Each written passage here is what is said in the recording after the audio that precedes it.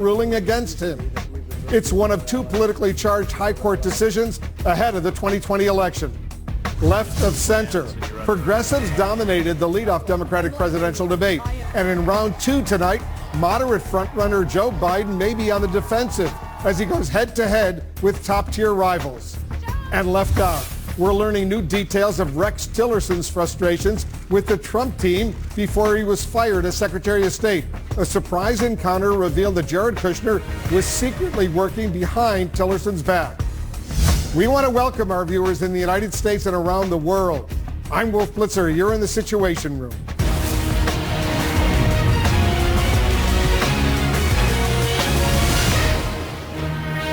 This is CNN Breaking News. We're following a lot of breaking news, including the outrage among progressive Democrats after a House vote just a little while ago.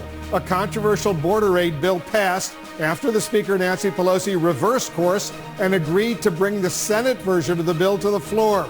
We're getting more reaction this hour.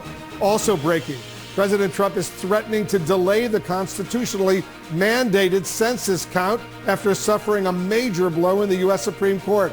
The justices blocked the administration from adding a question about citizenship to the 2020 census. This as the 2020 presidential race shifts into higher gear with the first Democratic debates. Tonight, Joe Biden's frontrunner status and his centrist stands will be tested by Bernie Sanders and other top-tier competitors. The party's tilt toward the left on display during round one of the debate. I'll speak with one of the Democrats who was on the stage last night, New York City Mayor Bill de Blasio. And our correspondents and analysts are also standing by. First, let's go to our congressional correspondent, Sunlen Serfati. Sunlen, this House vote is causing an uproar among progressives. What are you hearing from lawmakers tonight? That's right, Wolf. Certainly a lot of anger among Democrats tonight, specifically among a group of very vocal progressive House Democrats who tonight are outraged with the way that this standoff has now concluded. And that concluded by way of Nancy Pelosi, Speaker of the House, forced to do something that earlier in the day that she did not want to do, take up and pass the Senate version of this humanitarian aid bill for aid at the border. That was after she faced significant pressure and pushback from the moderates in her caucus saying we have to pass this Senate bill. In the end, the House in the last hour just voted that bill through by a vote of 305 to 102. Now, very notable in that number is 95 House Democrats voted against leadership, voted against this bill, very unhappy with the bill in the end. We heard from them over the last 48 hours, them saying that they believe that the Senate version of the bill that many Democrats did pass through and have their support of, they thought it was inadequate. They said it didn't go far enough. They wanted more guarantees, specifically of how the administration intended to use that $4.6 billion and wanted the bill to have more protections for migrants at the border. One of those vocal critics was Congresswoman Alexandria Ocasio-Cortez. She said that this is essentially giving the administration a blank check and asking for a pinky promise on how they will use that money. Here's more of what she just said. I do not believe that we should be throwing more money to ICE. My district is 50% immigrant, and I have an obligation and a responsibility to protect them. I believe that really what we should ideally be doing is passing a pure humanitarian bill to get money straight to those kids. No tricks, no riders, no poison pills. We need to get toothpaste, toothbrush, soap, and we need to make sure that these kids are protected as well as having their resources funded. And the fact that this is even a game is frankly a huge disappointment. And just a short time ago, Speaker of the House Nancy Pelosi acknowledging the dissatisfaction of so many in her party and really this internal family battle that has risen over in the last 24 hours and only more so since the vote passed through. She said on the House floor, this is not the one we had hoped for, but the one we are voting on today. And she argued that this is just in order to get the money to the children fastest, that they needed to put the Senate bill out on the House floor.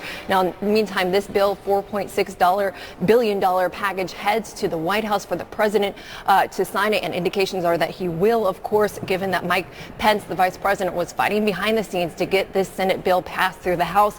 So when it does, though, of course, when it officially gets signed, it leaves behind up here, Wolf, a very bitter fight among Democrats on Capitol Hill. Wolf. All right, Sunlen, thank you. Sunlen Serfati up on Capitol Hill. Now to President Trump and his angry reaction to a new U.S. Supreme Court ruling with big political implications. Let's go live to CNN's chief White House correspondent, Jim Acosta. He's covering the president over at the G20 summit in Japan. Jim, the president has a lot on his plate at the summit, but he's been busy tweeting about his loss here in Washington at the High Court. That's right, Wolf. After arriving at the G20 in Japan, President Trump is facing a major political defeat back home as the Supreme Court has blocked his administration's attempt to place a citizenship question in the upcoming census. The president is responding by questioning whether he can actually delay the census, setting up potentially another constitutional showdown. And we learned just this afternoon, Wolf, that House Democrats are now talking about what should be done to make sure the president doesn't mess with the census.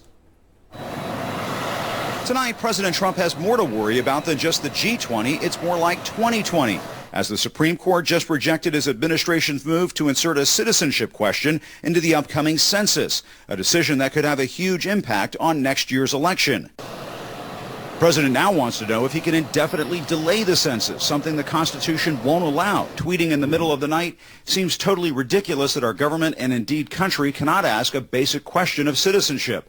I have asked the lawyers if they can delay the census no matter how long until the United States Supreme Court is given additional information.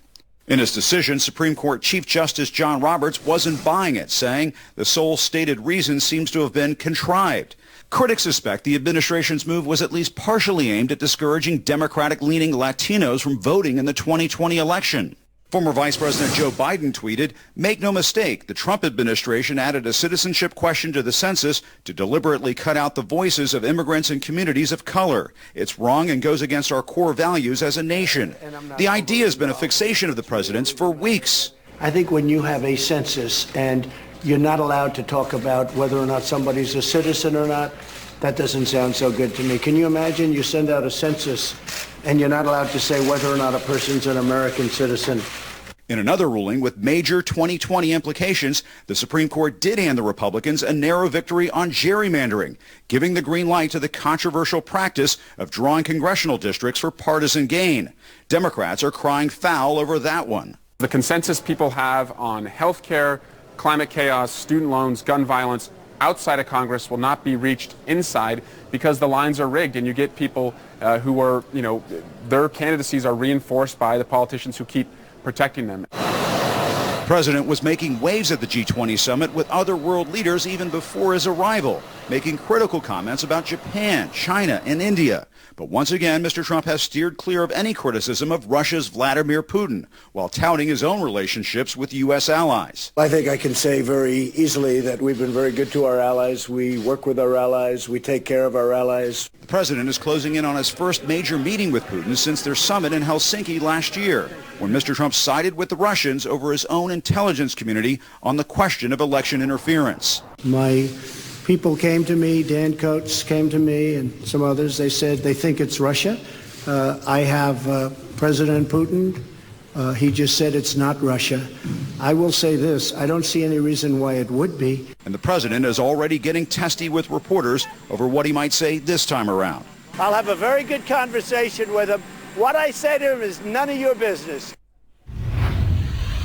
And one question for this G20 summit is whether the president will make it clear to Putin that the Russians should stay out of the 2020 election. This is no longer a question that can wait, as Democrats are clearly already engaged in their own debates and heading into a critical period of the upcoming campaign. Wolf, we were about 7 hours away from that very high-stakes meeting the president will have with Vladimir Putin. Wolf. Jim Acosta in Japan for us. Jim, thank you very much. Let's break down today's high court rulings with CNN Supreme Court reporter Ariane DeVogue. Ariane, the president suggested he wants to delay the 2020 census. Is the administration going to keep fighting this decision by the U.S. Supreme Court? Well, it's pretty ironic that he's asking to delay it, because all along his own Solicitor General asked the Supreme Court to hear it, saying it had to be done in June. And it was the challengers who came back and said, look, it doesn't have to be done until October. And even this week, the Solicitor General said that he wanted it done in June. So somewhere the Trump White House is going to talk to the Department of Justice, because they're not on the same page here. But yes, these challenges are going to continue now. He really wants the citizenship question to be asked as part of the 2020 census. The High Court did leave open the possibility they could change their mind. Right, that's so important because John Roberts didn't say that he didn't have the discretion to ask the question, but he wants more justification in court. So that means they will go back to these judges, one in New York, maybe one in Maryland, but courts move slowly. And now there's the opportunity for more evidence that challengers say to come into the record. So we'll see. Timing is really going to be of the essence here.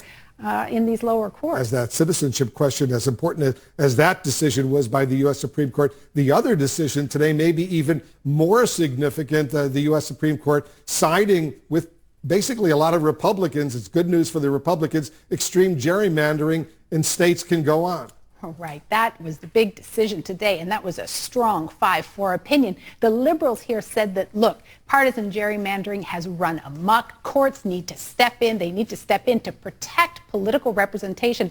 Elena Kagan, the liberal justice, she was as passionate as I've ever heard her in dissent today. She was almost sad, and she said that this is a deeply sad day. And one other thing that's really important about that decision was Justice Anthony Kennedy, who always left the door open for maybe the court stepping in. Today, Justice Brett Kavanaugh, who took his place, slammed that door shut. That shows where this court is going and the difference between Kennedy and Kavanaugh. Very, very important decision, Ariel. Thank you very much. There's more news we're following, including news involving the Democratic presidential race. Joe Biden, Bernie Sanders, and 8 other candidates, they are preparing to take part in tonight's debate. They may have a taste of what to expect if they watch 10 of their rivals face off last night.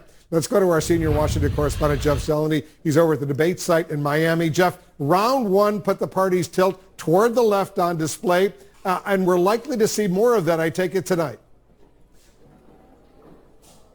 Well, I think there's no question about that. I mean, the progressive movement in this Democratic Party has shaped the party in an entirely different direction than when Joe Biden last took the stage as a candidate himself.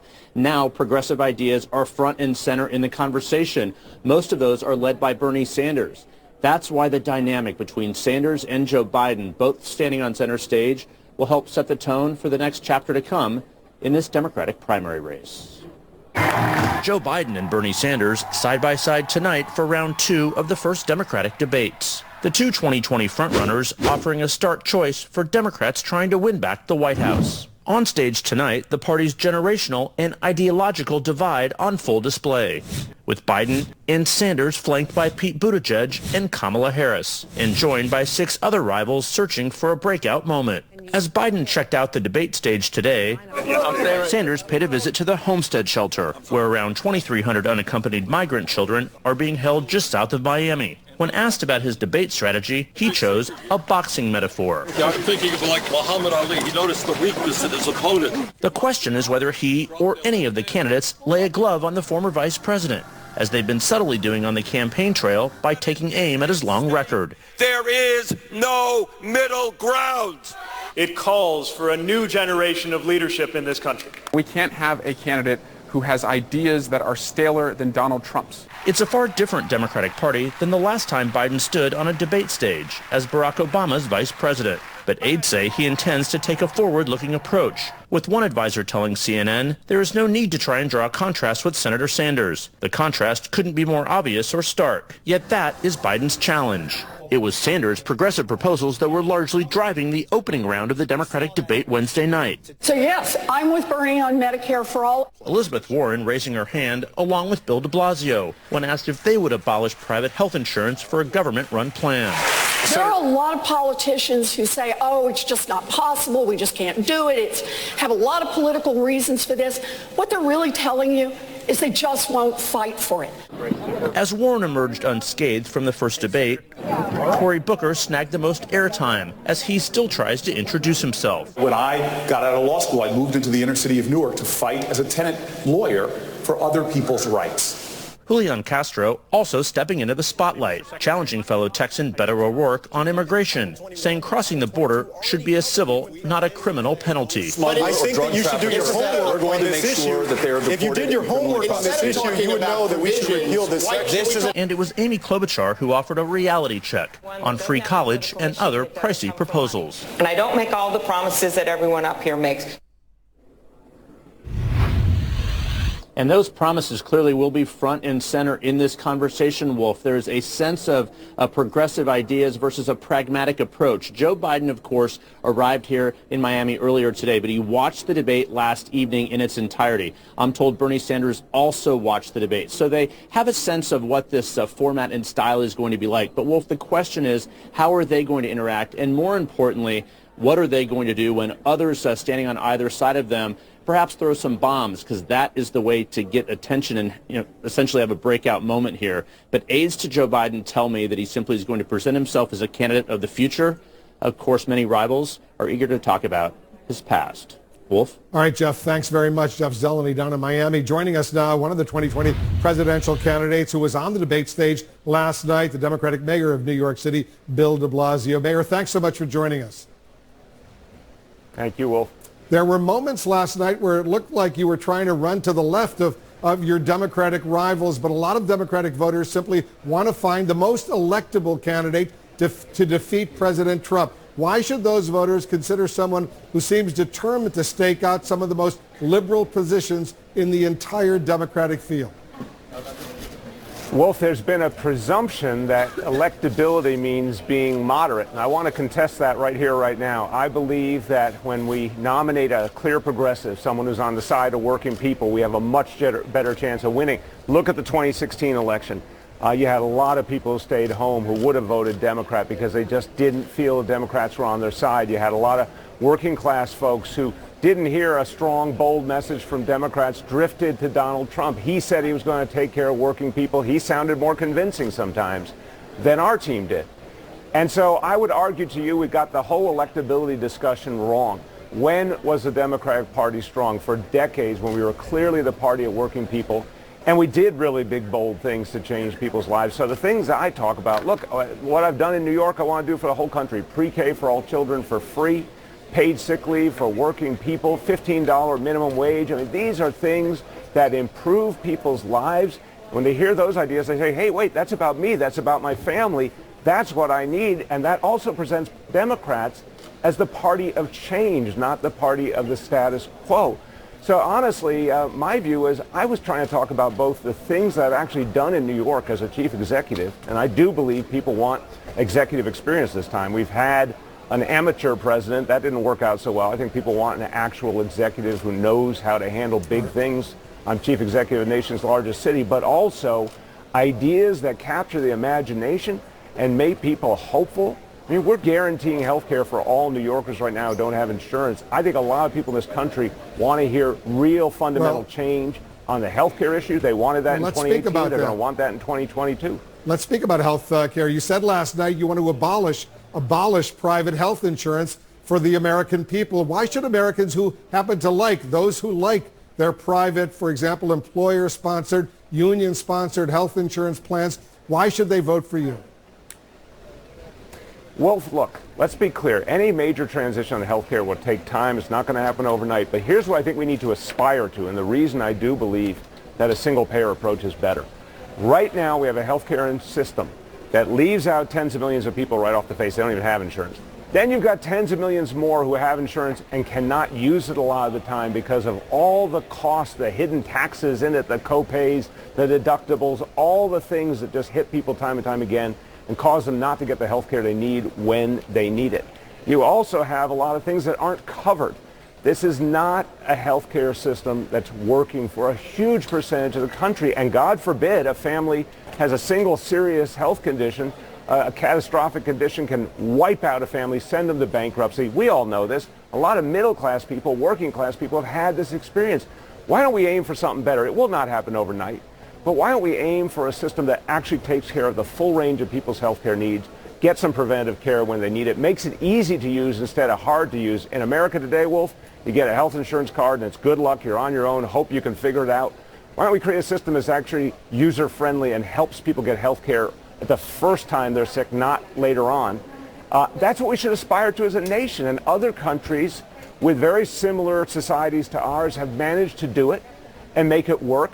We should be aiming in that direction too. Well, let me give you a chance to respond and explain some controversy that has developed today at a rally in Miami. You quoted the Argentine revolutionary Che Guevara who was once, as you know, a top lieutenant to Cuba's Fidel Castro. Let me play the clip of what you said. Hasta la victoria siempre! Brothers and sisters, we will be with you every step of the way. Bring home a victory for all working people. God bless you all.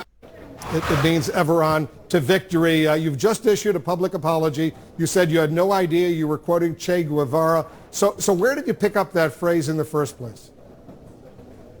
Yeah, look, Wolf, that's an honest mistake, and I do apologize for it. I literally meant it as the Spanish phrase that, these folks were going to be victorious, hang on to victory, that kind of thing. And you saw the response from the folks there working at the airport. They took it as just an affirmation of the strike. These airport workers are getting a real raw deal. They're doing such important work, and they're not getting fair pay and benefits. That's what I was there for. So I do apologize because I didn't understand the context, and I certainly did not mean to offend anyone. Because, as you know, it's deeply offensive to a lot of Hispanics, especially those Cuban Americans who are down in Miami.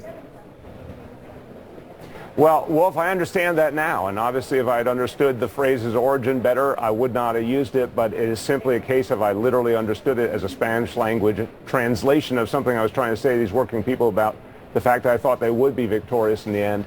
And I apologize. I think in life you have to, as a leader, be able to say if you did something wrong, even if you didn't mean to, apologize and say, look, I certainly didn't mean to offend anyone. I understand the sensitivities.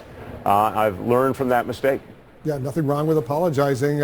As our moms and dads always told us, you make a mistake, you go ahead and apologize. Let's talk about the debate last night. Amen. They taught us well. Yeah, they did. You said Russia was the #1 geopolitical threat facing the United States. As you know, President Trump, he's preparing in the next few hours to meet with the Russian President, Vladimir Putin. This is the first time since the release of the Mueller report. The president says, and I'm quoting him now before leaving the White House, he says, it's none of your business what he and Putin plan on talking about. What's your reaction to that from the president? I think when it comes to Vladimir Putin, the president started in a place that was pretty treasonous, and now it's full-blown treason. I mean, we heard that extraordinary interview in the Oval Office when he literally invited hostile foreign nations, including Russia, to find dirt on his political opponents. And I think the inference there was find the dirt and let's make a deal. I'll take care of you if you take care of me. It gets worse and worse. I mean, we remember when he stood next to Putin and immediately took Putin's side on every issue. This is unacceptable. And what I said last night, and I was the only Democrat on the stage to say it, is our #1 geopolitical threat is the country that's trying to literally undermine our democracy and turn us against each other. It's not just that Russia's trying to destroy the sanctity of our elections. Remember, all of those bots, all of that propaganda they were putting out was meant to divide. It was meant to foment hatred and division, to destroy us from within. They are a threat, and they must be dealt with, and it begins with the President of the United States, who understands this guy, Putin, was a KGB operative. How many times do we have to recognize the guy is not on our side, but we have a president who thinks he's his best friend? This is unacceptable. And I believe, Wolf, that a lot of everyday Americans, including independents and Republicans, look at this. They remember the history with Russia, and they look at this and say, wait a minute. This just doesn't make sense. Why is Trump so cozy with this guy? And it's endangering our country. And so I think this is, look what they did in Ukraine. That's another example of we cannot allow Russia to keep expanding into other countries. That's something America never would have allowed in the past. We got to stop that now. But yeah, it's time for the president to be held fully responsible for the fact he is literally in a treasonous relationship with Vladimir Putin right now. Mayor de Blasio, thanks so much for joining us. Good luck out there on the campaign trail. Thank you very much, Wolf. Just ahead, more on the outrage among progressive Democrats after the House of Representatives just approved the Senate's version of a border aid bill. Will Speaker Pelosi's reversal come back to haunt her? And we'll talk about the Democratic divisions on the presidential debate stage later tonight. Joe Biden says he's prepared to defend his record. You might take something for your heart, your joints, or your digestion. So why wouldn't you take something for the most important part of you, your brain? With an ingredient originally discovered in jellyfish, Prevagen has been shown in clinical trials to improve short-term memory. Prevagen, healthier brain, better life. Behr presents Tough as Walls. That's some great paint. That's some great paint. That's some great paint. Behr, ranked #1 in customer satisfaction with interior paints. Paint, prime, protect, all in one. Now that's some great paint. Right now, get incredible savings on Behr premium paints and stains. Exclusively at the Home Depot. Discover card? Hi, do you have a travel card? We do. The Discover It Miles card. Earn unlimited 1.5 miles on every purchase. Plus, we'll match your miles at the end of your first year. You'll match my miles? Yeah. Mile for mile. And no blackout dates or annual fee. Nice. I was thinking about taking a scuba diving trip. I love that. Or maybe go surfing. Or not. Okay, maybe somewhere else. Maybe a petting zoo. Can't go wrong. Can't get eaten. Earn miles. We'll match them at the end of your first year. Plus, no annual fee or blackouts. The Discover It Miles card. Summer's not the time for making bucket lists. Bookers know summer is for booking it. Like booking a beachside resort and ordering 2 more tacos than you need to. Check. Showing the deep end who's boss. Check. Starting a scooter gang with the fam. Check. Awesome. Bookers know summer won't last forever. You're gonna thank me. So be a booker at Booking.com, the world's #1 choice for booking accommodations. Thanks, Golden Corral. Dan gets a slow smoked sirloin, and my little trio are as happy as shrimp. Oops, clams. And Mom got it all, hook, line, and sirloin. The slow smoked sirloin and shrimp trio. Golden Corral, the only one for everyone. As a bride-to-be, this is one of the most important days of my life, and you know who wasn't invited? Mosquitoes. That's why we've always had Orkin. Carl's so good. It's like he's never really left. Ladies, I've got lavender and coconut. Isn't he the cutest? All good here. Yeah! Oh, sorry. Yeah. Right. It's a Venus flytrap. Oh. Yeah. Beautiful. Carvana is 6 years old this year and is the fastest growing place to buy a car in the nation. It's because we have thousands of people working hard to make our customers' experiences the best. It's because we have tens of thousands of cars ready to be delivered to your doorstep. And it's why hundreds of thousands of happy customers have ditched the dealership and bought their car online, earning us an average 4.7 stars in the process. So if you didn't know about us before, you do now. We're Carvana, and we want to give you the car buying experience you deserve. Hey, who are you? Oh, hey, Jeff, I'm a car thief. What? I'm here to steal your car because, well, that's my job. What? What? What? What? What? What? What? It happens. And you got cut rate car insurance? Paying for this could feel like getting robbed twice. So get all state. I'd be better protected from mayhem. Like me. All money managers might seem the same, but some give their clients cookie-cutter portfolios. Fisher Investments tailors portfolios to your goals and needs. Some only call when they have something to sell. Fisher calls regularly, so you stay informed. And while some advisors are happy to earn commissions whether you do well or not, Fisher Investments